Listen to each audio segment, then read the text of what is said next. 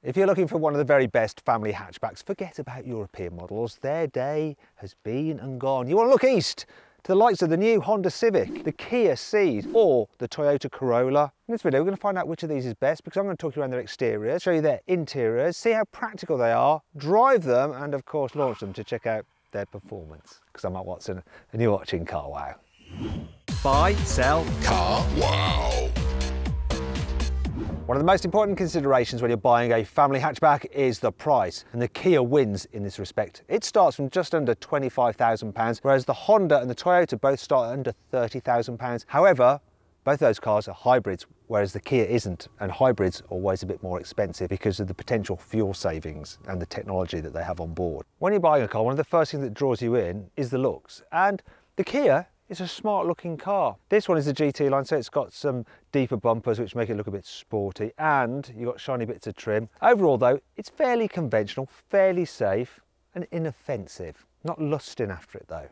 The Toyota Corolla seems a bit more designed. It's got a really purposeful, aggressive looking face. It stands out. It's got a nice rear end on it as well. Very, very distinctive. Though when you look at it from the side, it's still clearly just a normal family hatchback. It's a different story with the Civic though.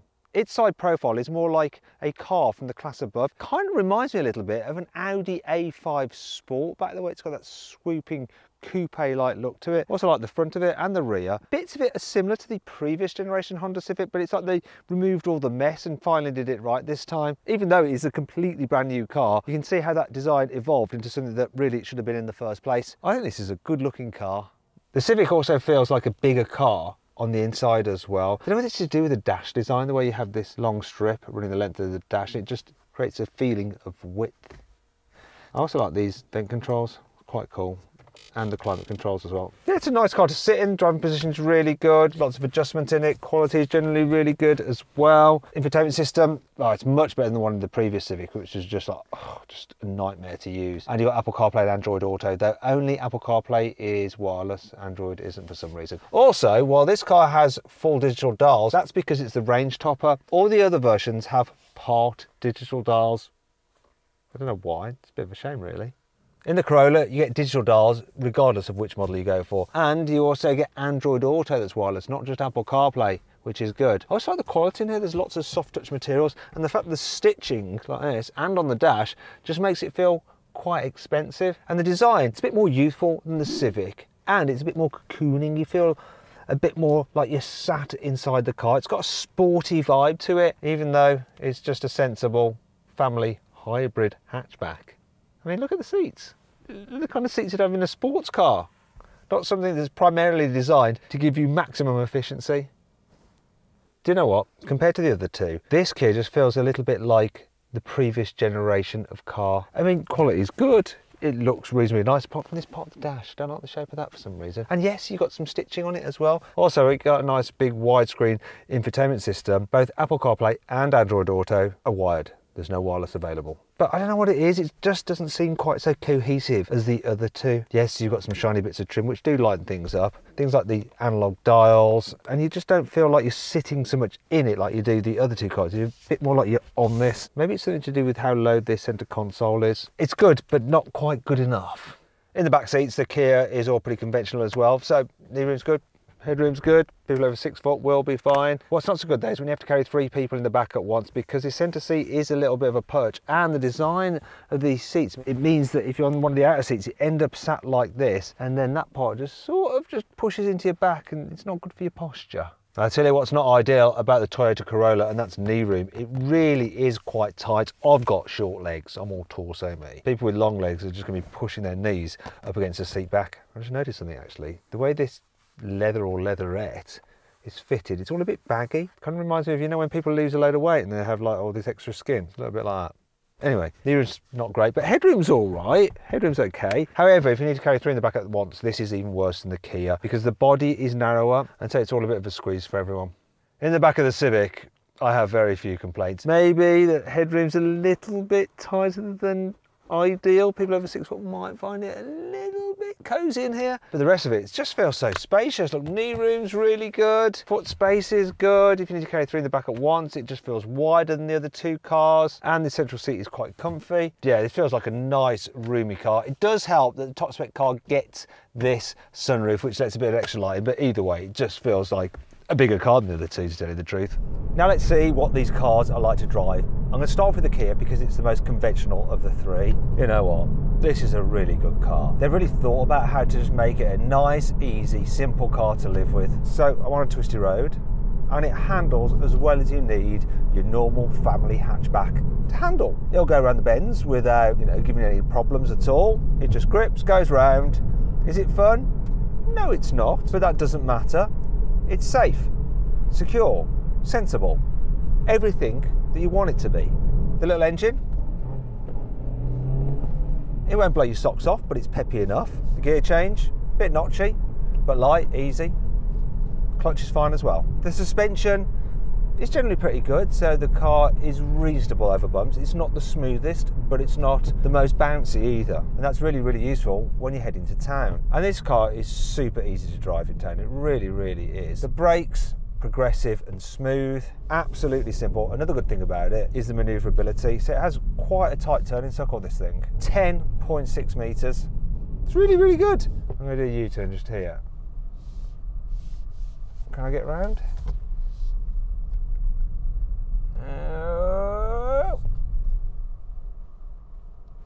That'd be a wheel killer, but it was close. Finally then, let's see what the Kia Ceed is like on a faster road. You do notice there's quite a bit of noise from the tyres and a little bit of buffeting from around here as well. It's not the quietest car to travel in, and that can get a bit tiring over longer journeys, which is a shame really, because otherwise it's a good all-rounder. Now I've jumped into the Toyota Corolla. How does it compare? It instantly feels just a little bit more responsive than the Kia. Feel a bit more connected to the car. So I'm driving down the same twisty country road and it seems to have a slightly sportier edge. There's not loads in it and it's not like some sports car or hot hatch, but it just feels a bit keyed into the road a touch more. Now I'm going to go ahead and put it into sports mode because I have sports mode on my Corolla. I'm not sure what that's doing.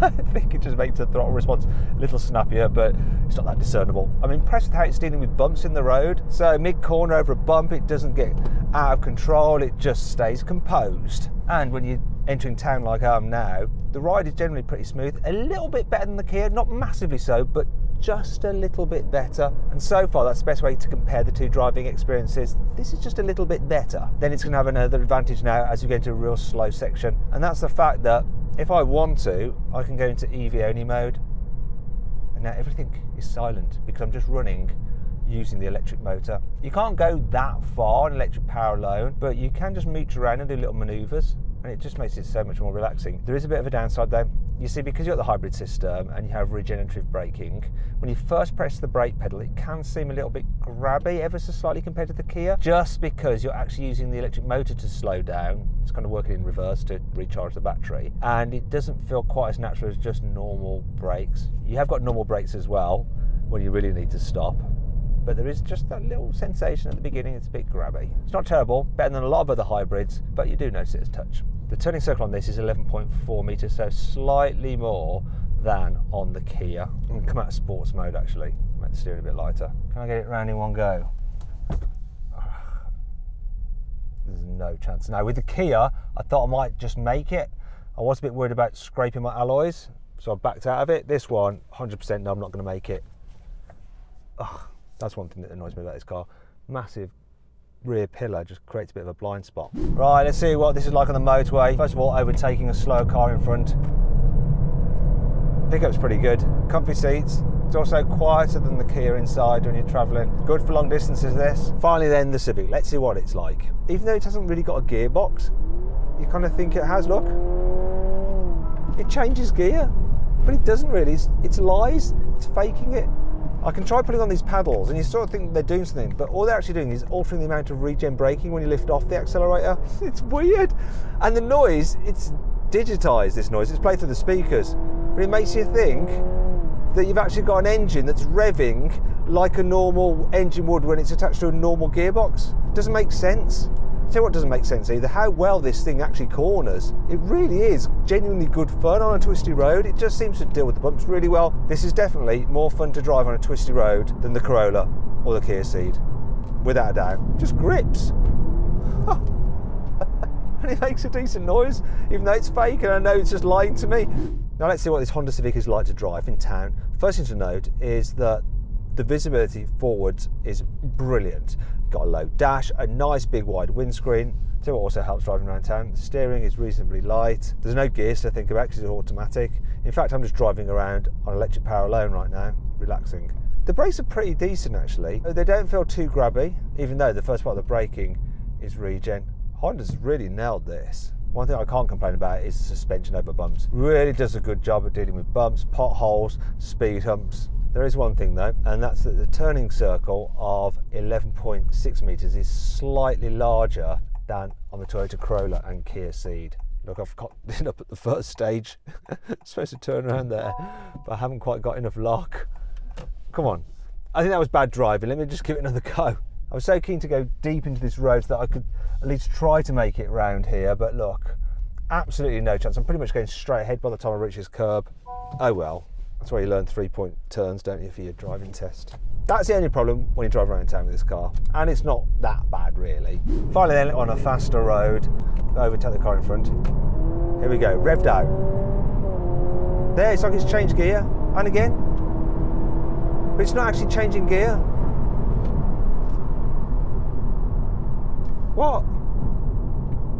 What absolute witchcraft? It's essentially being driven by its electric motor the whole time, yet it gives you the sensation that it's being driven by an internal combustion engine directly through a gearbox to the wheels, but it's not. It feels natural. It feels totally natural. I'm dumbfounded. Despite its weirdness, overall, this Honda is my favourite of the three cars to drive. When it comes to carrying stuff, the Corolla is the least practical of these three cars. Its boot capacity is a modest 313 litres, and some of those litres are underneath this false floor. This does mean though that you'd have no load lift to lift stuff over, so you can just slide things in and out. And when you fold down the rear seats, look at this, they lie completely flat, which is good. Moving on to the Ceed, its boot capacity is a respectable 395 litres, which is pretty big, but once again, quite a lot of that space is underneath this false floor.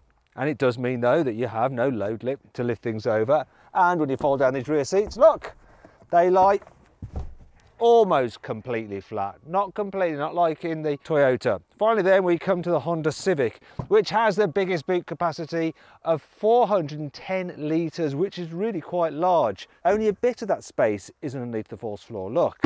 Does mean though, there's a load lift to lift things over. However, the boot floor is quite low, which does help when you're loading it and unloading it. When you fold the rear seats down, the floor isn't completely flat, which does make it slightly harder to slide things to the front. But if you look at that space there, it's just more roomy and more usable than on the other two cars. And I like this feature as well, the load cover.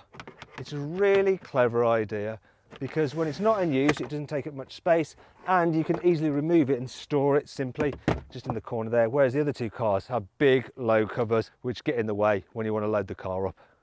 The engine choices for these cars are pretty simple. With the Kia, there is just one. It's a 1.5 litre turbo petrol with 160 horsepower, which drives the front wheels via either a 6-speed manual or an automatic gearbox. In the case of the Honda, you've got a hybrid system. You've got a 2-litre petrol engine, which acts as a generator to provide electricity for an electric motor that then drives the front wheels. Confusing, I know. Although the petrol engine can drive the front wheels at higher speeds. There is no gearbox as well in that car. Don't be too confused. It drives fine, and it has a power output of 184 horsepower. Finally then, the Toyota, that's also a hybrid like the Honda, however it's more conventional. So you have a petrol engine which is mated to an electric motor that helps boost it, that drives the front wheels via an automatic gearbox. Now you can get two engine choices with the Toyota. If you have the 1.8, it has just 120 horsepower, so you don't want that. Instead you want to step up to the 2-litre, which is what that car is, then you have 181 horsepower. One last thing to do, and that's to check the claimed 0 to 60 time. So Kia says 8.4 seconds. Let's see what I can do. Specialist time and gear here. Nobody's going to do this in their Kia Ceed, but I'm Matt Watson and you're watching Carway, right? Here we go.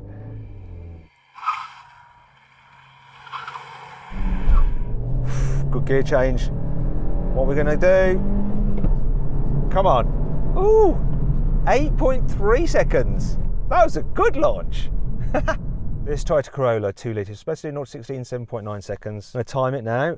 Should be easier to launch than the Kia because I don't have to do anything, it's automatic. So brake boost it a bit. Here we go. We're in full sports mode. What's it going to do? You can hear that CVT, can't you? 0 to 16, 7.6 seconds. That's quicker than it felt. This Honda's supposed to do 0 to 60 in 8.1 seconds, but we'll find out what my specialist timing gear says now. In sports mode. Let's do it. It's so weird the way it revs like that. 6.79 seconds! The pickup, because it's just driven by an electric motor, really, just nuts. That shocked me. Way better than I anticipated.